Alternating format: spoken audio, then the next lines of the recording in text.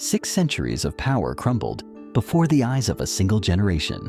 The Ottoman Empire, once a formidable power that controlled 3 continents, had by the end of the 19th century become what European diplomats cruelly called the sick man of Europe.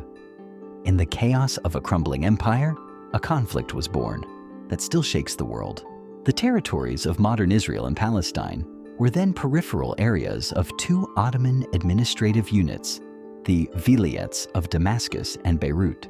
Here, among the hills of Judea and the plains of Galilee, an amazing mosaic of peoples peacefully coexisted for centuries. Muslim Arabs made up the vast majority of the population, engaged in agriculture and livestock breeding. Christian Arabs of various denominations controlled much of the trade and occupied important positions in the Ottoman administration. Small Jewish communities, mainly Sephardim, descendants of exiles from Spain, lived for centuries in the 4 holy cities of Jerusalem, Saft, Tiberias, and Hebron. What is striking is that these diverse groups did not perceive each other as enemies or competitors. They were united by a common Ottoman identity. As subjects of the Sultan and the Muslim state, where each religious community enjoyed a certain autonomy within the millet system. Conflicts did occur, of course, but they were local in nature and were resolved through the traditional mechanisms of Ottoman justice. But the weakening of the central authority in Constantinople created a unique and explosive situation.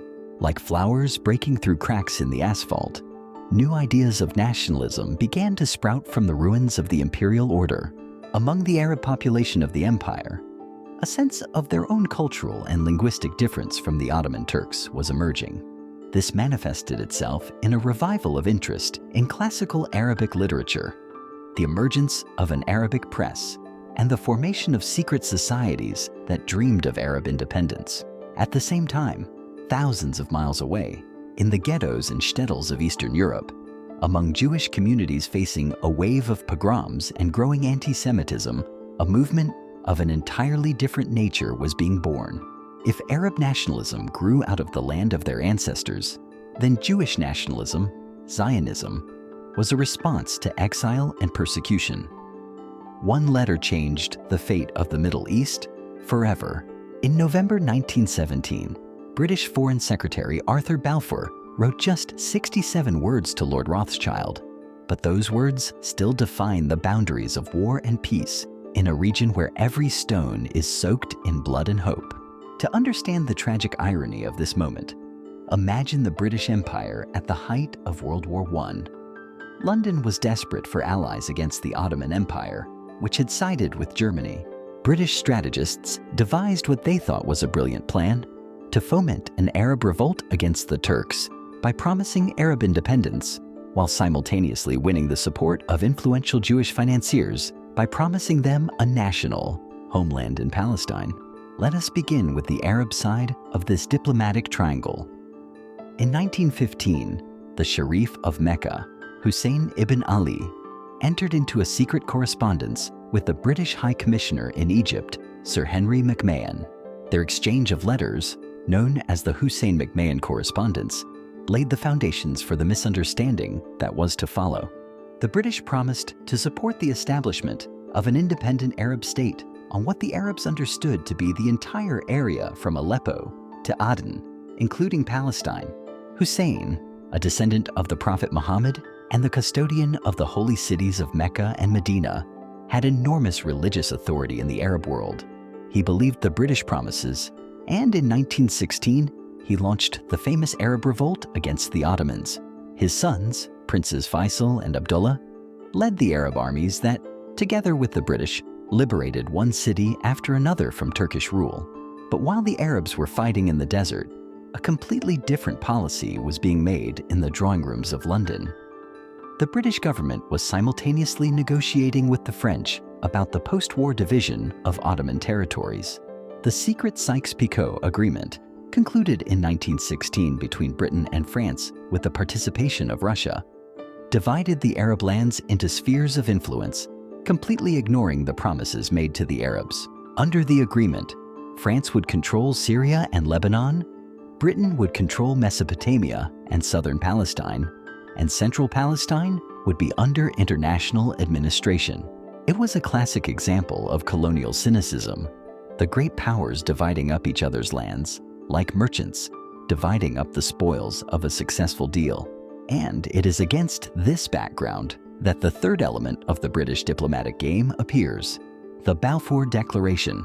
This short letter stated, "His Majesty's government view with favor the establishment in Palestine of a national home for the Jewish people, and will use their best endeavors to achieve this object, it being understood that nothing shall be done which may prejudice the civil and religious rights of existing non-Jewish communities in Palestine." Note the linguistic sleight of hand in this document. The Arabs, who made up 90% of Palestine's population, are not even mentioned by name, but are merely referred to as non-Jewish communities. Moreover, the declaration promised only a national home, not a state, leaving room for various interpretations. 35,000 people changed the demographic map of an entire region. Between 1904 and 1914, the second wave of Jewish immigration, known as the Second Aliyah, brought young, idealistic Zionists to Palestine who were ready not just to live in the land, but to transform it. They did not know that their arrival would be the spark that would transform abstract national ideas into bloody reality for the first time. To understand the scale of what was happening, imagine Palestine at the beginning of the 20th century. It was a sleepy Ottoman province of about 600,000 people, the vast majority of whom were Arabs. The old Jewish communities, known as the Yishuv, numbered about 50,000 and lived by the traditional rules of Ottoman society. They spoke Arabic, Ladino, or Yiddish, wore traditional dress, and made no claims to political dominance. But the new immigrants were very different. They were young men from Russia and Eastern Europe, brought up on the ideas of socialism and nationalism, fluent in European languages, and determined to create a new Jew. A farmer, a worker, a soldier, they spoke a revived Hebrew, which their leader, Eliezer ben Yehuda, was transforming from the language of prayer into the language of everyday life. These pioneers, or halutzim as they called themselves, brought with them not only dreams, but also a completely new model for dealing with the land and labor. Unlike the first wave of immigration in the 1880s, which relied on Arab labor, the second Aliyah proclaimed the principle of Jewish labor, the idea that Jews should work their own land and not depend on hired laborers. This principle had far-reaching consequences. When the young Zionists began to establish agricultural settlements, moshavim and the first kibbutzim, they deliberately excluded the Arab workers who had worked these lands for generations. Imagine the feelings of an Arab farmer who suddenly finds that the land his grandfathers worked has been sold to Jewish settlers, and he is no longer needed. The situation was made worse by the system of land purchase. Zionist organizations, most notably the Jewish National Fund, founded in 1901, bought land from absentee Arab landowners, many of whom lived in Beirut, Damascus, or Istanbul. These landlords were happy to sell unproductive plots for good money, without a thought for the fate of the Arab Falahin peasants who had worked these lands as tenants for centuries. The Arab peasants found themselves in the position of people who woke up in a foreign country. The land they considered theirs by right of tradition and centuries of labor legally belonged to distant city effendis who could sell it at any moment. When the new Jewish owners came with documents in hand and demanded the release of the land, the first conflicts began. But it was not just economics. The new Jewish settlers brought with them a completely different culture and way of life. They built European-style homes, created Hebrew-language schools, and organized secular celebrations. Young women worked in the fields alongside men, which shocked conservative Arab society. The settlers also began to create self-defense organizations, such as Bar Giora and later Hashimer, which the Arabs perceived as creating private armies on their land. 6 million lives turned a utopian dream into an urgent necessity. The Holocaust became the turning point when the creation of a Jewish state ceased to be a matter of ideological debate and became a question of the physical survival of an entire people. The world which had turned a blind eye to pogroms and discrimination, suddenly realized that something so monstrous had happened that it required a radical rethinking of the Jewish question. Before World War II, Zionism remained a minority movement even among Jews themselves. Most European Jews believed in the possibility of integrating into their societies. Many supported socialist and communist movements, and religious circles often criticized Zionism as an attempt to force divine redemption through human efforts. Even in Palestine, by 1939, only 450,000 Jews lived out of the world's 16 million Jews. The Holocaust changed all these calculations. The systematic destruction of European Jewry by Nazi Germany and its allies demonstrated that assimilation and integration could not guarantee security. German Jews were among the most assimilated in Europe. Many served as officers in World War I and made enormous contributions to German culture and science. But that did not save them from the gas chambers. What was especially shocking was the fact that the genocide was taking place in the heart of civilized Europe, the land of Goethe and Beethoven, with the tacit consent or active participation of millions of ordinary people. The Holocaust shattered the belief that progress and enlightenment automatically lead to tolerance and humanism. If this could happen in Germany, where could Jews feel safe? The international reaction to the Holocaust was a complex mixture of shock, guilt, and political calculation. The Allied powers, who had known about the genocide during the war but had done little to prevent it, now felt a strong sense of moral obligation to the surviving Jews. Photographs of liberated concentration camps, testimonies of survivors, and the Nuremberg trials created a new international understanding that Jews needed special protection. But the world community faced a paradox. Everyone expressed sympathy for the Jews, but few wanted to accept Jewish refugees. The United States maintained strict immigration quotas. Britain restricted Jewish entry into its territory, and other countries were also reluctant to open their borders. Palestine turned out to be almost the only place where Jews could find refuge and try to start a new life. The tragic irony was that at the very moment of the greatest Jewish weed, Britain tightened restrictions on Jewish immigration to Palestine. The White Paper of 1939 limited Jewish immigration to 75,000 for 5 years, after which further immigration was to be dependent on the consent of the Arab population. This meant effectively closing the last door to European Jewry, just as the Nazis were beginning to implement the final solution. The result was a dramatic escalation of Jewish resistance to British rule. The underground organizations, Haganah, Irgun, and Lehi, waged a full-scale war against the British administration. The bombing of the King David Hotel in Jerusalem in 1946, where the British administration was located, became a symbol of Jewish determination to achieve independence at any cost. 91 people died in the attack, including British, Arabs, and Jews. One night divided history into before and after for two nations. On May 14, 1948, when David Ben-Gurion read Israel's Declaration of Independence in the Tel Aviv Museum, he could not have foreseen that a few hours later a war would begin that would create 700,000 Arab refugees and lay the foundations for a conflict that continues to this day. To understand the drama of this moment, one must imagine the atmosphere in Palestine in the final months of the British Mandate. The British, exhausted by Jewish resistance and Arab discontent, had effectively washed their hands of the matter and declared the Mandate over. They handed the Palestine question over to the newly created United Nations, hoping that the young international organization could find a solution that had eluded seasoned British diplomats. On November 29, 1947, the UN General Assembly adopted Resolution 181, which provided for the partition of Palestine into two states, Jewish and Arab, with a special international status for Jerusalem. The partition plan was a compromise that did not fully satisfy either side, but gave each a chance for statehood. According to the UN plan, the Jewish state was to receive 57% of the territory of Mandatory Palestine, including the coastal plain, eastern Galilee, and the Negev Desert. The Arab state was to receive 43% of the territory, including the West Bank, Gaza, Central and Western Galilee.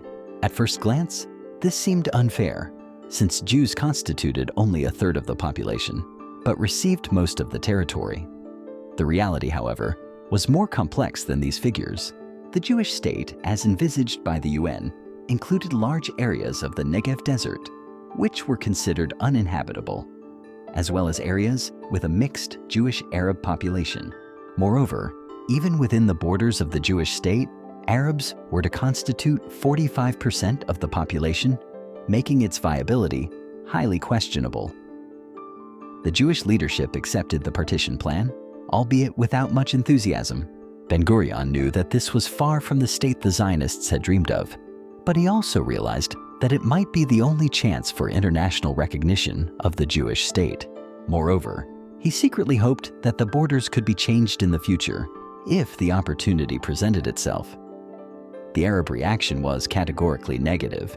Arab leaders rejected the partition plan, considering it unjust and contrary to the principle of self-determination of peoples. They argued that the Arabs constituted 2/3 of the population of Palestine and the majority in most of the territory, so partition violated their rights. Moreover, they saw Zionism as a form of European colonialism and refused to recognize the right of the Jews to any part of Palestine. Immediately after the UN resolution was adopted, a civil war broke out between the Jewish and Arab populations in Palestine. It was not an organized war between regular armies, but a series of bloody clashes between neighboring communities that had, until recently, coexisted peacefully. Buses were blown up by homemade bombs, snipers fired from windows, and explosions were heard in markets and cafes. Particularly tragic were the events in mixed cities such as Haifa and Jaffa, where Jews and Arabs had lived side by side for decades. The trust that had built up over generations was shattered in a matter of months. Arab and Jewish families who had been friends and had done business together suddenly found themselves on opposite sides of the barricades. The two nuclear giants turned the Middle East conflict into a chessboard for their global confrontation. What began as a local dispute over land and national rights suddenly became part of a titanic struggle between the United States and the Soviet Union for global influence. Every tank, every plane, every bullet in the Arab-Israeli wars now bore the stamp of the superpowers, turning the regional conflict into a potential spark for World War III. To understand how a local conflict became a global problem, imagine the world of the early 1950s. Europe lay in ruins after World War II. Colonial empires were collapsing one after another, and two new hegemons, the United States and the Soviet Union, were dividing the world into spheres of influence. The Middle East, with its strategic location between Europe, Asia, and Africa, and most importantly, its vast oil reserves, became one of the main prizes in this struggle. The Soviet Union initially supported the creation of Israel, seeing the young state as a potential ally against British imperialism in the Middle East. Stalin hoped that Israel, created largely by left-wing socialist Zionists, would become an outpost of socialism in the region. Soviet arms shipments through Czechoslovakia played a decisive role in Israel's victory in the 1948 war, but these calculations turned out to be wrong.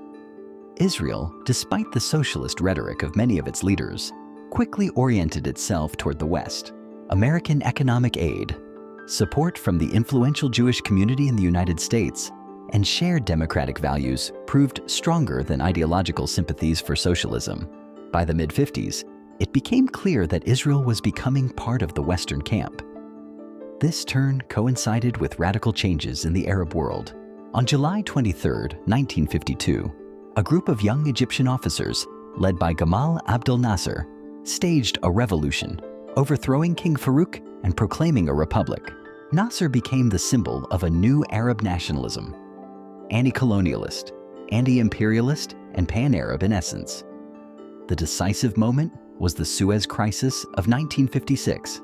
When Nasser nationalized the Suez Canal, Britain, France, and Israel launched a joint military operation against Egypt. The adventure turned into a political disaster for the European powers, who were forced to retreat under pressure from both the United States and the Soviet Union. Nasser emerged from the crisis as a hero of the Arab world, and his prestige reached unprecedented heights. It was after Suez that the Soviet Union dramatically changed its Middle East policy. Moscow realized that Arab nationalism could become a powerful weapon against Western influence in the region.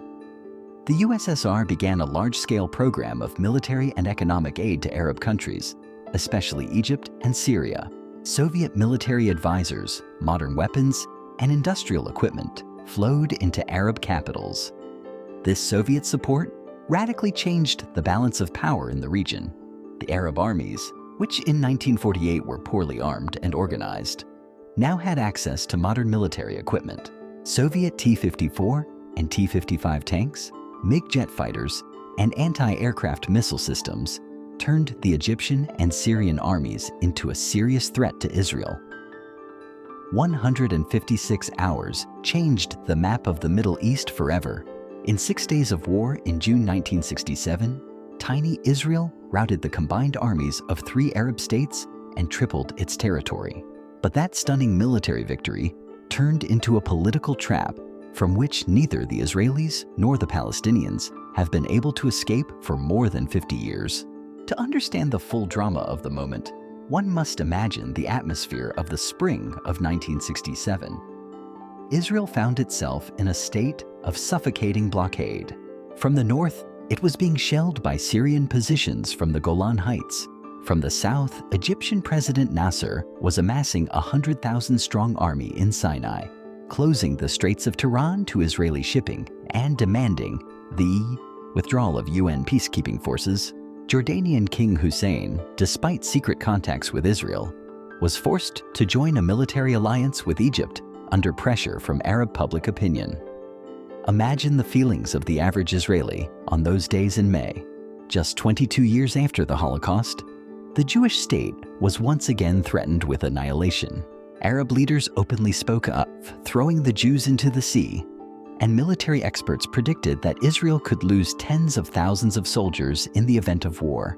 The country began mobilizing reservists, and mass graves were dug in Tel Aviv parks in preparation for the worst-case scenario. But what happened on the morning of June 5th exceeded the Israeli leadership's wildest expectations. At 7:30 in the morning, the Israeli Air Force launched a simultaneous attack on 18 Egyptian airfields. Operation Moked, Focus, was planned with surgical precision. Israeli planes flew at extremely low altitudes to avoid radar and attacked Egyptian planes right on the runways when they were most vulnerable. Within 3 hours, the Egyptian Air Force ceased to exist as a military force. 300 aircraft were destroyed, most of them before they even had time to take off. By the end of the day, the Syrian and Jordanian air forces had suffered the same fate. Israel had gained complete air supremacy, which determined the outcome of the entire war. On the ground, Israeli armored divisions, led by legendary commanders like Ariel Sharon and Israel Tal, broke through Egyptian defenses in Sinai and raced toward the Suez Canal. The Egyptian army, deprived of air support and caught off guard by the speed of the Israeli advance, began a disorderly retreat that soon turned into a rout. But the most dramatic events unfolded in Jerusalem and the West Bank. Despite secret Israeli messages asking him not to join the war, King Hussein could not afford to stand aside as the entire Arab world rose up against Israel.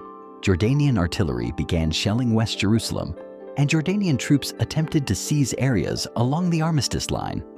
For Israelis, it was a moment of truth.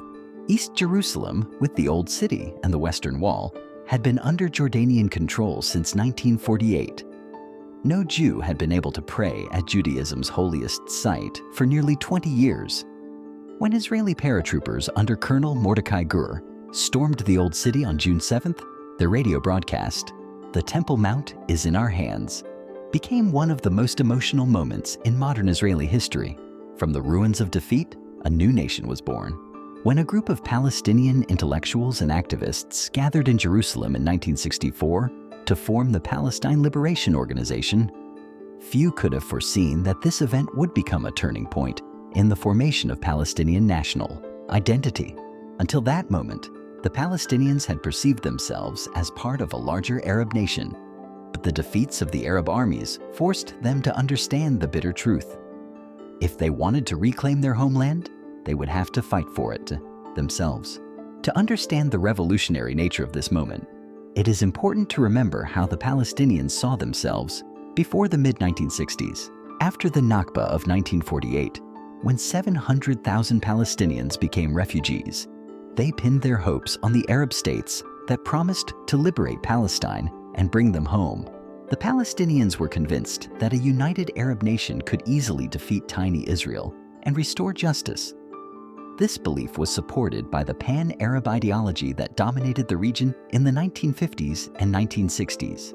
Nasser preached the unity of all Arabs from the Atlantic to the Persian Gulf, and the Palestinian issue was seen as part of a common struggle against imperialism and Zionism.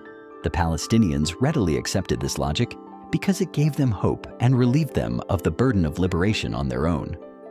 The reality, however, was more complex and painful. Despite their loud rhetoric, Arab states often used the Palestinian issue to achieve their own goals. Egypt controlled the Gaza Strip, but made no serious efforts to establish a Palestinian state there. Jordan annexed the West Bank and even granted citizenship to the Palestinians, but harshly suppressed any attempts to create independent Palestinian organizations. Syria and Iraq competed for leadership in the Arab world, using the Palestinian card in their games. Lebanon, where hundreds of thousands of Palestinian refugees had accumulated, refused to grant them citizenship, fearing that this would upset the fragile confessional balance in the country. The Palestinians gradually began to understand that the Arab regimes were ready to fight for Palestine to the last Palestinian, but were not ready to sacrifice their own interests for the sake of Palestinian liberation. The creation of the PLO in 1964 was the first attempt to institutionalize the Palestinian national movement. The initiative came from the Arab League, which wanted to control Palestinian activity and direct it in the right direction. The first chairman of the PLO was Ahmed Shoukairi, an experienced diplomat who represented the interests of the Arab regimes rather than the Palestinians themselves. But the defeat of 1967 changed everything. When the United Arab Armies were routed in 6 days and the remaining Palestinian territories fell under Israeli occupation, the illusions of imminent liberation were finally shattered. The Palestinians realized that the Arab states were not only incapable of liberating them, but were using the Palestinian issue for their own ends. In this vacuum of disillusionment and despair, new Palestinian organizations began to form, proclaiming a fundamentally different philosophy. While the official PLO relied on the Arab states, new groups such as Yasser Arafat's Fatah proclaimed the idea of Palestinian self-sufficiency and armed struggle as the only path to liberation. God returned to the battlefield at the end of the 20th century.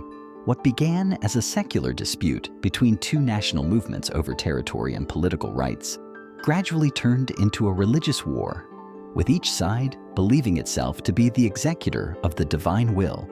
This fundamental shift from politics to theology made the conflict not only more bitter, but also much more difficult to resolve, since there is no compromise with God.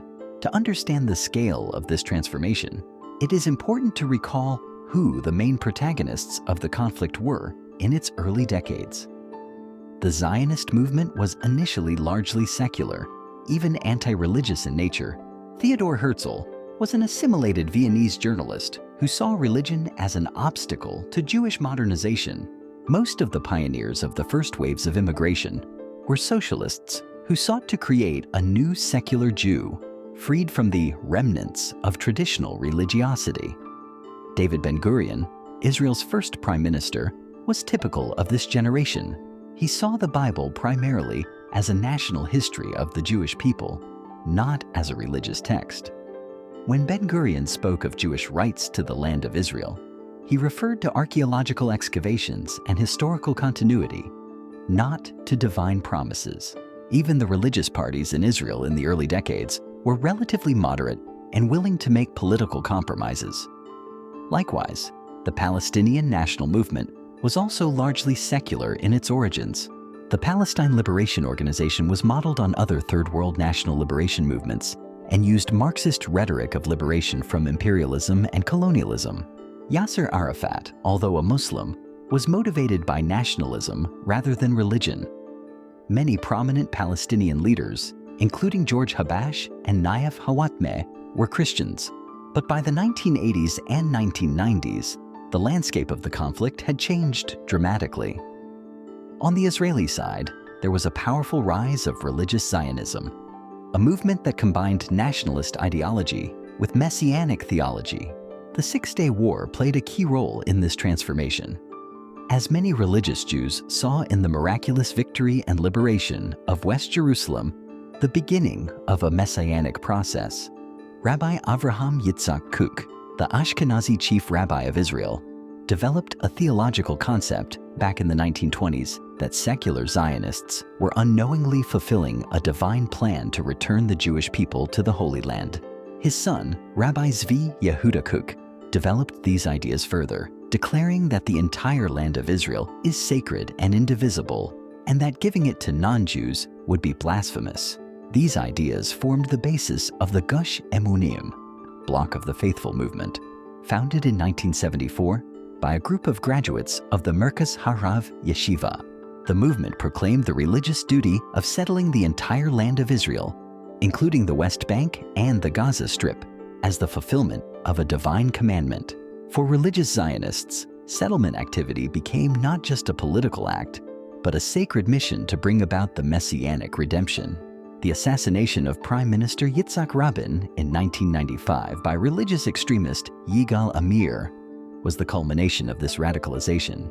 Amir claimed to be acting in accordance with Jewish religious law, which supposedly permits the murder of a Jew who betrays Jewish interests. This tragic event showed how deeply religious extremism had penetrated Israeli society. A century of conflict has left two nations today living in one of the most complex political realities on the planet. In the 21st century, the Arab-Israeli conflict has become a multi-layered puzzle, intertwining demographic changes, technological revolutions, regional upheavals, and global power shifts. Understanding the current state of this conflict requires an analysis of how all the previous layers of history have created today's reality, where old solutions no longer work and new ones have yet to be found. To understand the complexity of the current situation, let us begin with the demographic revolution that has radically changed the balance of power. In 1948, Mandatory Palestine was home to about 600,000 Jews and 1,200,000 Arabs. Today, between the Jordan River and the Mediterranean Sea, there are about 7 million Jews and 7 million Arabs. This demographic parity creates a fundamentally new dynamic for the conflict. For Israel, the demographic challenge has become an existential dilemma. If the country annexes the West Bank and grants all its residents equal rights, Jews could become a minority in their own state. If it does not grant equal rights to the Palestinians, Israel will cease to be a democracy in the true sense of the word. This dilemma, which Israeli politicians call the population bomb, explains many of today's political decisions. The Palestinians also face demographic challenges of a very different nature. Population growth in the Gaza Strip, where more than 2 million people live in a 360 square kilometer area, has created one of the highest population densities in the world. Young people make up more than half of Gaza's population, yet youth unemployment exceeds 60%. This explosive combination of demographic pressure and economic despair fuels radicalism. Technological change has also transformed the nature of the conflict. Whereas in the past, Israel's military superiority was based on traditional weapons, tanks, planes, artillery. Today, Palestinian factions have learned to use asymmetrical methods of warfare. Qassam rockets made in Gaza garages can reach central Israel, and tunnels under the border allow militants to launch surprise attacks. Cyber warfare has become a new dimension of conflict. Both sides actively use the internet for propaganda, mobilization of supporters, and conducting information operations. Social networks have become a battlefield for international public opinion, where every clash immediately becomes a global event, thanks to smartphones and instantaneous transmission of information. Regional changes over the past 2 decades have also dramatically altered the dynamics of the conflict. The Arab Spring, which began in 2011, has upended the old regional order and created new threats and opportunities. Civil wars in Syria and Lebanon, the rise of the Islamic State, and the rise of Iran and its proxy groups have created an entirely new strategic environment. Paradoxically, these regional upheavals have led to an unexpected rapprochement between Israel and some Arab states. The Abraham Accords of 2020, which established diplomatic relations between Israel and the United Arab Emirates, Bahrain, Morocco, and Sudan, showed that for many Arab states, the Iranian threat had become more pressing than the Palestinian issue.